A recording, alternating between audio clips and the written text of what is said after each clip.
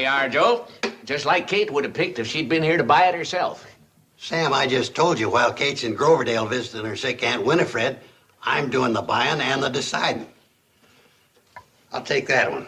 Well, Joe, those are identical to the one I just gave you. That one. Okay, Joe.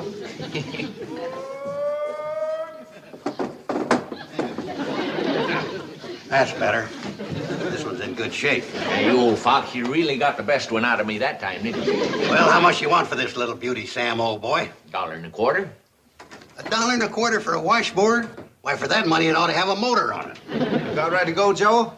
I'll be along in a minute, Floyd, soon as we straighten out a little price problem. Well, hurry it up. The cannonball's ready to pull out.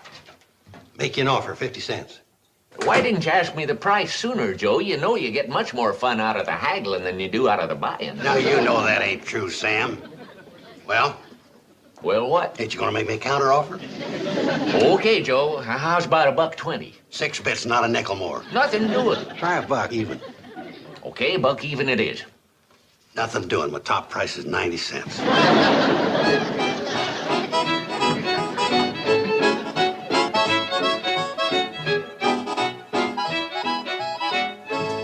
There you are, Joe. Congratulations. What's this? That's Drucker's special secret prize of the day. You just won it. You're now officially Hooterville's #1 haggler. Oh, now that's a lot of nonsense, Sam. Let's get back to business. I just made you an offer of 90 cents. What do you say? I say, if you work at it a little bit, you could be the #1 haggler in the whole county. 90 cents. Sold. Let's have the money. Charge it. Charge it? Let's mark it under protest. What do you got here, Sam? Men's hats. They're on special.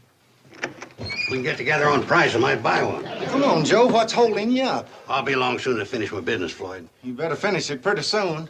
It's one thing for us to be an hour and a half late, but you're pushing it pretty close to 2 hours. Oh, what's the difference? Nothing. But today we got other people waiting. I'll be along in a few minutes. We can't wait that long. Them folks is getting riled. Come on now, or we'll have to pull out without you. Pull out without me. That's ridiculous. Joe, you got exactly 30 seconds left to catch that train. And that's official. Maybe you better go, Joe. He sounded like he meant it. Oh, Floyd talks more than he says. Pull out without me. That's ridiculous.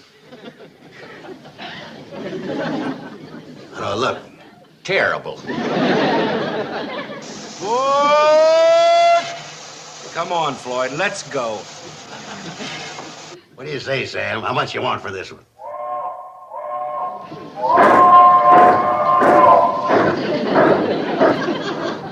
All right, Joe, since you got plenty of time before you start that nice long walk back to Shady Rest, I'm opening the haggling at $1.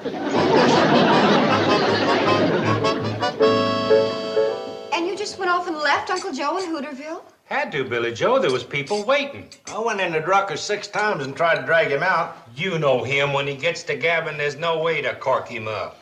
Well, I can understand how you both felt, but I can't help worrying about poor Uncle Joe, walking all that way. Yeah, he's out to be a little peeved.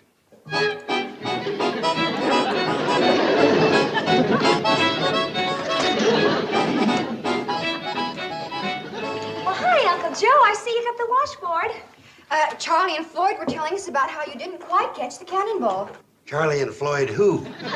Now, Uncle Joe, that's no way to talk about old friends. Well, if you're referring to those 2 impatient operators of that rusty pile of junk laughingly called the Hooterville Cannonball, I ain't interested. Joe, you know the whole thing was your own fault. I'll give you fair warning. Girls, it seems to me I hear voices in this room. Would you mind telling them that from now on, anytime they're broadcasting, I won't be tuning in? And while you're about it, girls, would you tell old Uncle Sorehead that before we'd talk to him, we'd sooner talk to a hollow log? Girls, would you mind telling them that the thing you usually find at the end of a hollow log is a skunk?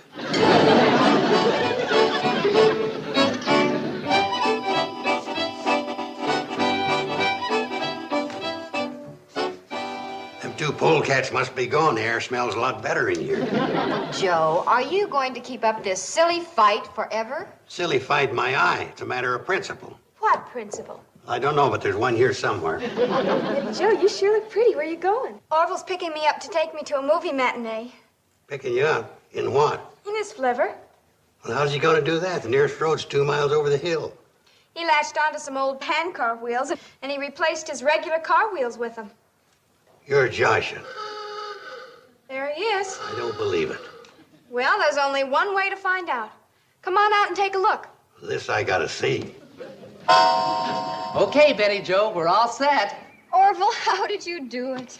Brains, patience, and perseverance. And the help of my older brother. He's a mechanical engineer. Well, what do you say now, Uncle Joe? Well, I haven't seen it work yet. Come on, Orville, you could tell us. You pushed it in here, didn't you? Oh, gosh, no, Mr. Carson. Well, hop in, Betty Joe, and we'll show him.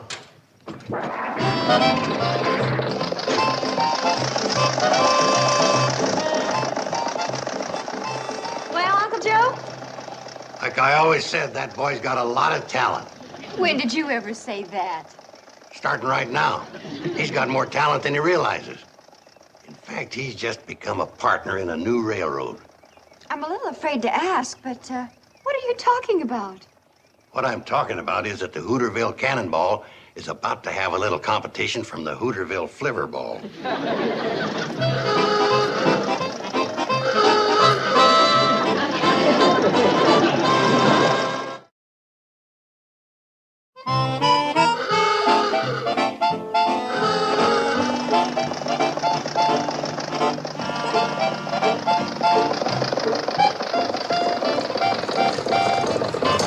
Welcome back, kids. How was the show?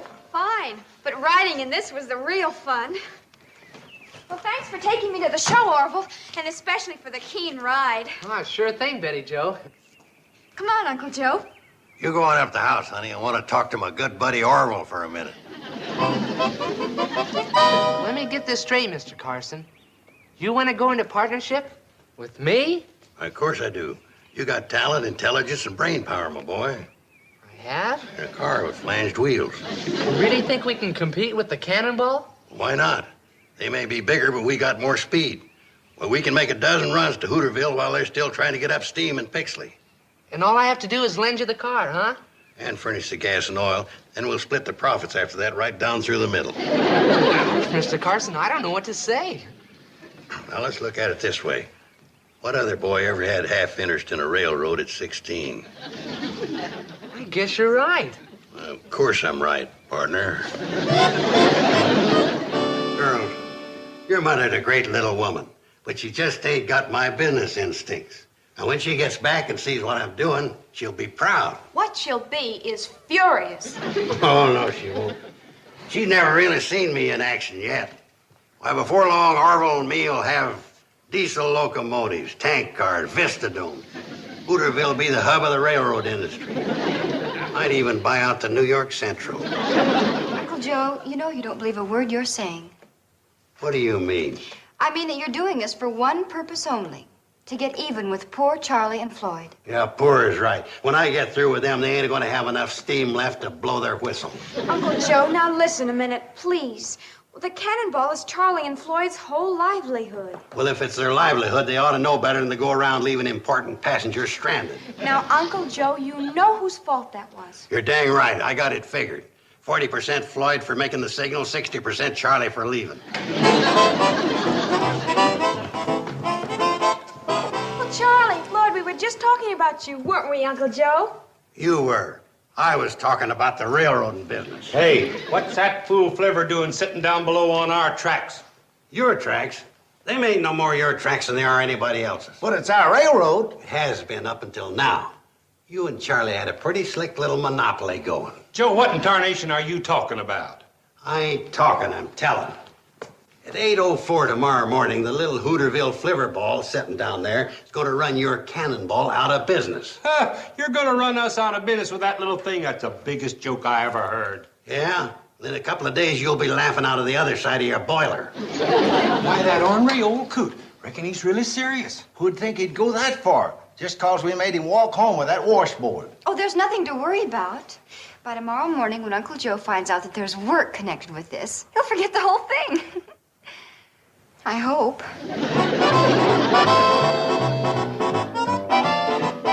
Step right up, folks. Ride the Hooterville Flivverball, a new adventure in railroad travel. Remember our slogan, fresh air, low fare. Did you ever see anything as ridiculous in your life?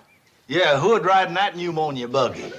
Are you tired of riding in that cooped-up coach with its stale, used-up air? Then ride in the wide-open fresh air Flivverball, specially equipped for sightseeing. How do you do, sir? I can see that you're an experienced discriminating traveler. Just step aboard. We'll be pulling out as soon as we're sure we're not leaving anybody behind. He sure grabs hold of a grudge real strong, don't he? He's got an elephant's memory and a mule's nature. Just step aboard, madam. On the Flivverball, both you and your chicken are welcome.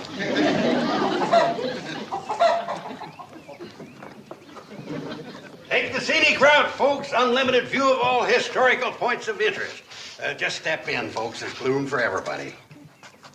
I'll be switched. He seems to be getting a few. He seems to be getting more than we're getting. Some people will take to anything just 'cause it's new and fashionable.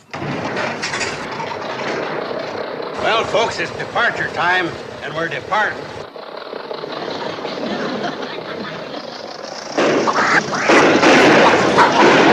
I'll say one thing for his train, it's got pickup. Yeah, but we get his overflow.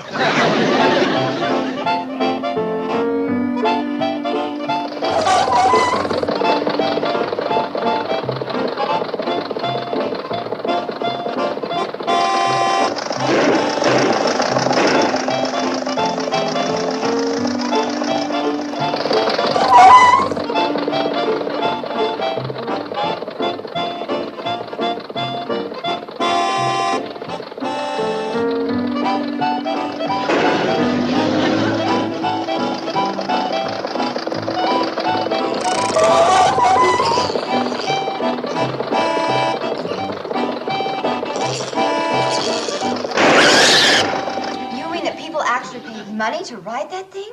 Joe was cranking that money changer like somebody'd wound him up at the elbow. Well, where's Uncle Joe now? He hasn't missed dinner in over 15 years. It's getting pretty late. What time is it? It's 8 o'clock. Maybe he's picking up the late revelers at Pixley.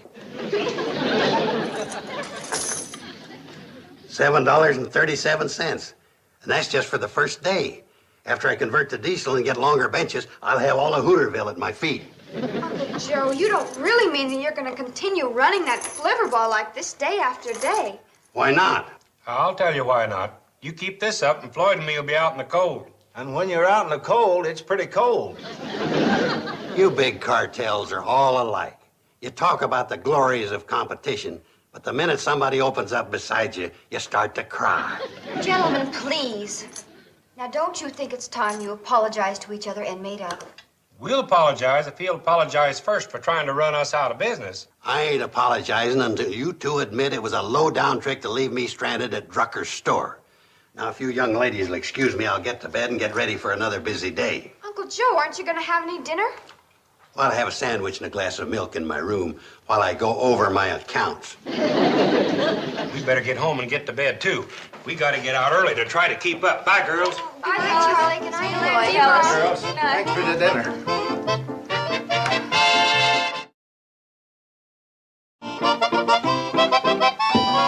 Good morning, Uncle Joe. Hi, Uncle Joe. Morning, Uncle Morning, Joe. girls. You got some breakfast for a hungry railroad man? Mom's in the kitchen getting it ready. Your mom's home? Yeah, she got in last night, and Aunt Winifred's just fine. I can close my eyes and tell you what we're having. Country sausage, buckwheat cakes, and blueberry syrup. That's my favorite breakfast. We told her what's been going on, Uncle Joe. I think she's got a surprise for you. Good morning, Uncle Joe. Good morning. Welcome home, my dear. Thank you. It's good to be home. Tell me something. Are you still in the railroad business? I'll say I'm still in the railroad business. A couple more days and I'll have that cannonball in mothballs. Guess that makes you feel real proud. Well, let's face it, some of us have it, some of us don't. Putting Floyd and Charlie out of business would be a real triumph, wouldn't it? When they sell that cannonball for junk, will be the happiest day of my life. Well, I guess when big businessmen get to competing, There's just no room for sentiment. Kate, you're finally getting realistic. You know, in the jungle of big business, somebody has to suffer. Kate, forgetting something? Oh, I don't think so, Uncle Joe. What? My plate. Ain't nothing on it but the painted flowers. Yeah, that's right. Aren't we planning on covering them up with hotcakes and sausage? No, we're not. As long as this silly feud keeps up between you, Charlie, and Floyd, none of you are going to have a bite to eat at this table. You're Josh. I am? Would you please... Pardon me. Would you please pass the blueberry syrup, Billy Joe?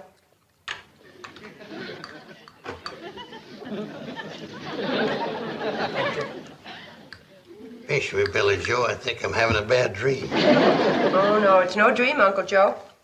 But now that you're a successful railroad man, you can eat in town at the Pixley Diner.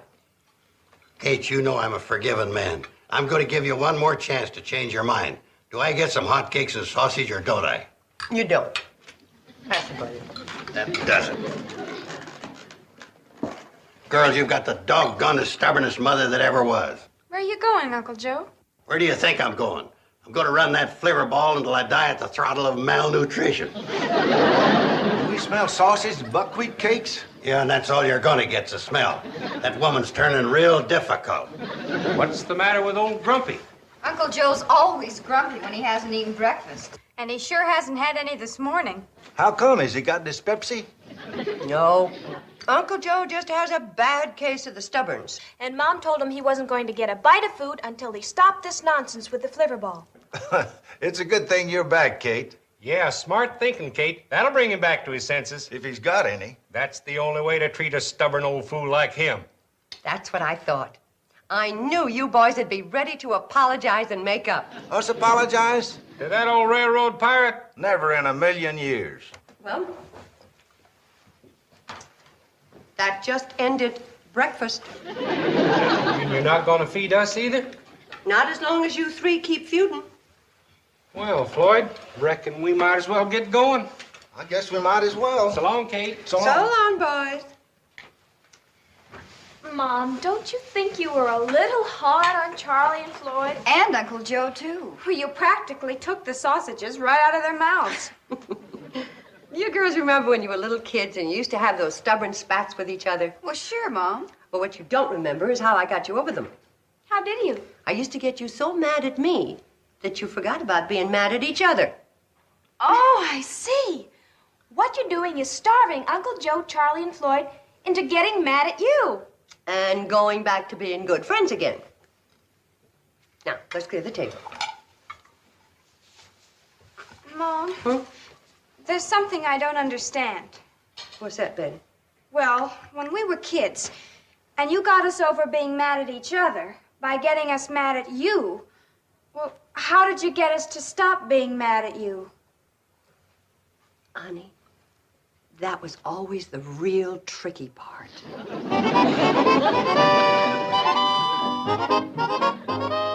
What a breakfast for a big railroad executive. Joe, those bananas are a little green, and if you keep on eating them, you're going to get a little green, too. Well, a man's got to eat something to hold body and soul together. Well, I don't know about your soul, but you could afford to lose about 40 pounds of body. If Kate don't come to her senses, I'll be known as a Hooterville skeleton. Somebody ought to come to their senses, but it ain't Kate. Why don't you give that fool Flivver back to Orville and let Charlie and Floyd run the railroad? Ha! Them two nincompoops couldn't run an electric train on a living room rug. I better get going. I've got to beat him through the switch to Pixley. Well, now, just a minute, Joe. Them bananas cost a nickel apiece. Sam, how can you talk about the price of bananas in the middle of a railroad war?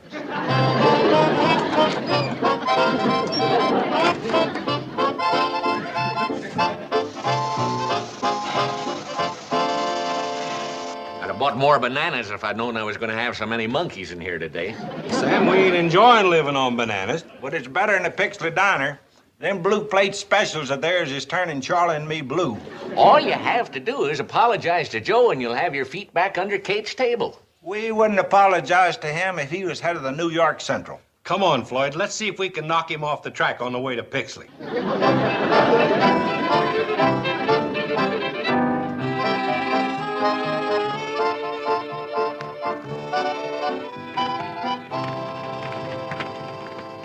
I knew this old Army mess kit would come in handy someday. Well, if the Army had to travel on its stomach and waited for you to do the cooking, we'd lost the war for sure. Wait till you taste this. You're gonna be surprised. I'll be surprised if I ever get to taste it. Charlie, I'm the conductor, and I don't mind helping fire the engine, but I never signed on as a cook. Do I smell something cooking? Well, if it ain't the big railroader, Floyd, give Mr. Vanderbilt a seat. Don't be so smart, Alecky. Floyd, what you cooking? He's cooking some food for us. Oh, Charlie, let's give him a little. He's starving just like we are. I don't know as I'd accept charity, even if it was offered. Okay, we won't offer you any. On second thought, I'll accept. Here you are. Beef stew, a la World War I. Stew like this could lead to World War III. I never thought anything could taste worse than green bananas, but Floyd, you've done it. Oh, it is awful-handed. Somewhere between World War I and now, I must have lost my touch. I suppose you know who got us into all this trouble. Kate. That's right. If it wasn't for her, we wouldn't be suffering like this. That stew on top of them green bananas is sure starting to make me suffer. That's the trouble with women. They ain't got no sense of humor. You're right, Joe. A few old friends start having a little good-natured fun, and right away some woman comes along and starts taking it serious. Of course. But how could she figure I was planning on staying into the railroad business? Me up to my ears in work running that hotel. Like I was telling Kate a little while ago, it's just too much work for one man, no matter how talented he is. You're right, Joe. Your place is back on the front porch of the Shady Rest, making decisions. And our place is running this cannonball. And all of our place is right back where we can get our feet under Kate's table. You know what's going on over there right now? What? Kate's laying out a spread of chicken and dumplings that'd make a statue come running to the table. Well, what are we doing here?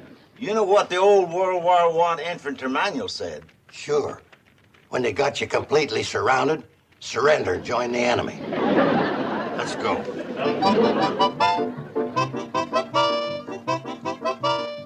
Hi, Kate. Just happened to be in the neighborhood and thought we'd drop in. Just thought we'd come in and say hi. Am I to assume that the railroad trouble is over? What railroad trouble? Kate, hadn't you heard? Uncle Joe's back in the hotel business. Well, I'm sure glad to hear that. We can't get along without you, Uncle Joe. Hear that, boys? Women are helpless without us. Why don't the three of you join us for supper? Oh, I don't know. We just had quite a meal. Quite a meal is right. Oh, well, sit yourselves. I have to call another guest, so please excuse me. Mr. Anderson! Supper's ready. Who's that? That's J.P. Anderson, a salesman, otherwise known as Wipeout Anderson, the bottomless pit of the eating world. We better get to the table before him or there won't be a bone left. Full as we are, I think we'll try a little of your chicken and dumplings, Kate. Well, whether you can choke down a bite or not, it's sure good to see the three of you sitting at this table again. Mr. Anderson.